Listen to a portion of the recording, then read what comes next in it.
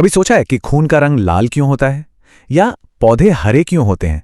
इन दोनों सवालों का जवाब एक ही चीज में छुपा है, एक खास तरह का केमिकल जिसे कहते हैं कोऑर्डिनेशन कंपाउंड्स। तो आज चलिए इन्हीं फैसिनेटिंग अणुओं के रहस्य से पर्दा उठाते हैं। तो चलिए कहानी शुरू करते हैं 19वीं सदी के आखिर से। उस वक्त के केमिस्ट ना कोबाल्ट कंपाउंड्स को लेकर बड़े कंफ्यूज थे। जरा सोचिए, उनके पास एक ही तरह के इंग्रेडिएंट्स थे, कोबाल्ट, क्लोरीन और अमोनिया। लेकिन जब इन्हें मिलाया जाता था तो कभी पीला, कभी बैंगनी, तो कभी हरे रंग का कंपाउंड बन जाता था। और बात यहीं खत्म नहीं हुई। इससे भी अजीब यह था कि जब उन्होंने इन कंपाउंड्स में सिल्वर नाइट्रेट मिलाया तो हर बार अलग अलग मात्रा में सिल्वर क्लोराइड प्रेसिपिटेट हुआ। मतलब कुछ तो गड़बड़ थी। मतलब इंग्रेडिएंट्स बिल्कुल सेम पर नतीजे एकदम अलग। आखिर चल क्या रहा था? ये एक बहुत बड़ी पहेली थी और यही वो सवाल है जिसके जवाब की तलाश हम आज करने वाले हैं। अब हर अच्छी मिस्ट्री में एक हीरो, एक जासूस तो होता ही है ना? तो इस केमिकल मिस्ट्री को सुलझाने के लिए हमारे पास थे स्विस केमिस्ट अल्फ्रेड वर्नर, और इन्होंने केमिकल बॉन्डिंग को लेकर एक ऐसा आइडिया सामने रखा जिसने सब कुछ बदल दिया। और कमाल की बात यह है कि वर्नर उस वक्त सिर्फ 29 साल के थे जब वो प्रोफेसर बने, और सिर्फ 3 साल के अंदर उन्होंने कोऑर्डिनेशन की ये पूरी की पूरी थ्योरी तैयार कर डाली। वाकई उस जमाने के हिसाब से ये कमाल की उपलब्धि थी। उनके काम का असर इतना जबरदस्त था कि 1913 में उन्हें केमिस्ट्री का नोबेल प्राइज मिला। इसी से उनके आइडियाज पर हमेशा के लिए मोहर लग गई। तो आखिर क्या था उनका वो रेवोल्यूशनरी आइडिया? देखिए, वर्नर का आइडिया बड़ा सिंपल और एलिगेंट था। उन्होंने कहा कि मेटल्स में ना दो तरह की पकड़ होती है। एक है प्राइमरी वैलेंस। इसको ऐसे समझिए कि ये एक कमजोर पकड़ है जो पानी में जाते ही टूट जाती है, आयनाइज हो जाती है, और इसी से हमें मेटल की ऑक्सीडेशन स्टेट का पता चलता है। लेकिन एक दूसरी पकड़ भी है जिसे उन्होंने कहा सेकेंडरी वैलेंस, और ये पकड़ बहुत मजबूत होती है, नॉन आयनाइजेबल, ये टूटती नहीं है। यही वो पकड़ है जो मॉलिक्यूल्स को एक खास 3D शेप में मेटल के चारों तरफ कस कर बांधे रखती है। तो सवाल यह है कि क्या वर्नर की ये नई थ्योरी हमारी उस पुरानी कोबाल्ट वाली पहेली को सुलझा सकती है? चलिए पता लगाते हैं। देखिए, पहले केमिस्ट लोग फॉर्मूला को ऐसे लिखते थे, CoCl3.6NH3, एकदम सीधा साधा।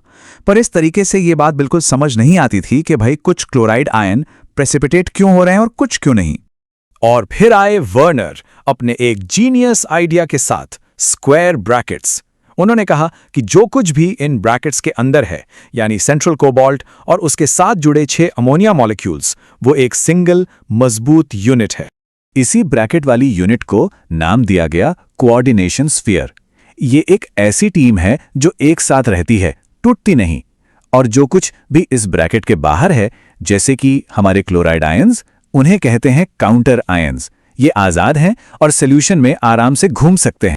और बस यहीं पर सारी पहेली सुलझ जाती है। देखिए, जो पीला वाला कंपाउंड था CONH36Cl3, उसमें तीनों क्लोराइड आयंस ब्रैकेट के बाहर थे, तो जाहिर है तीनों प्रेसिपिटेट हो गए। जो बैंगनी वाला था COClNH35Cl2, उसमें सिर्फ 2 क्लोराइड बाहर थे, तो 2 प्रेसिपिटेट हुए। और हरे और वायलेट वाले में तो सिर्फ एक ही बाहर था। वर्नर के फॉर्मूले ने एकदम परफेक्ट प्रेडिक्शन की थी। और हाँ, मॉलिक्यूल्स का यही अलग अलग अरेंजमेंट ही वजह थी कि ये सब अलग अलग रंग के दिखते थे। मिस्ट्री सॉल्व हो गई। अब जब ये नई दुनिया सामने आई तो इसे समझने और इसके बारे में बात करने के लिए एक नई जुबान, एक नई वोकैबुलरी की भी जरूरत पड़ी। तो चलिए कुछ जरूरी टर्म्स को फटाफट समझ लेते हैं। वो पूरी की पूरी चीज जो स्क्वायर ब्रैकेट के अंदर होती है, यानी सेंट्रल मेटल और उससे जुड़ी हुई सारी चीजें, उसे हम कहते हैं कोऑर्डिनेशन एंटिटी। और वो मॉलिक्यूल्स या आयंस जो सीधे सेंट्रल मेटल से जाकर जुड़ते हैं, जैसे अमोनिया या क्लोराइड, उन्हें खास नाम दिया गया है, लिगेंड्स। और कोऑर्डिनेशन नंबर का मतलब है कि सेंट्रल मेटल से सीधे कितने लिगेंड्स जुड़े हुए हैं। हमारे कोबाल्ट वाले केस में ये नंबर हमेशा 6 था। याद है वो इसकी सेकेंडरी वैलेंस? बस ये वही है। ठीक है, तो थ्योरी तो समझ आ गए, पर सवाल ये है कि असल जिंदगी में इन कंपाउंड्स का क्या काम है, ये हमारे लिए इंपॉर्टेंट क्यों है? इसका जवाब आपको हैरान कर देगा। ये सचमुच हर जगह है। यकीन मानिए, ये हर जगह है। पौधों में जो क्लोरोफिल होता है वो एक मैग्नीशियम कोऑर्डिनेशन कंपाउंड है। हमारे खून में जो हीमोग्लोबिन ऑक्सीजन लेकर घूमता है वो एक आयरन कॉम्प्लेक्स है। यहां तक कि विटामिन B12 भी एक कोबाल्ट कॉम्प्लेक्स है। इंडस्ट्रीज से लेकर इलेक्ट्रोप्लेटिंग और पेंट्स तक, ये हमारी जिंदगी और टेक्नोलॉजी की बुनियाद में है। तो अगली बार जब कोई हरा पत्ता दिखे या एक गहरी सांस ली जाए तो इन कमाल के कोऑर्डिनेशन कंपाउंड्स को याद कीजिएगा। और ये हमें एक बड़े सवाल पर लाके छोड़ देता है कि मॉलिक्यूल्स के सिर्फ शेप और अरेंजमेंट में जिंदगी के और कितने गहरे राज छिपे हो सकते हैं।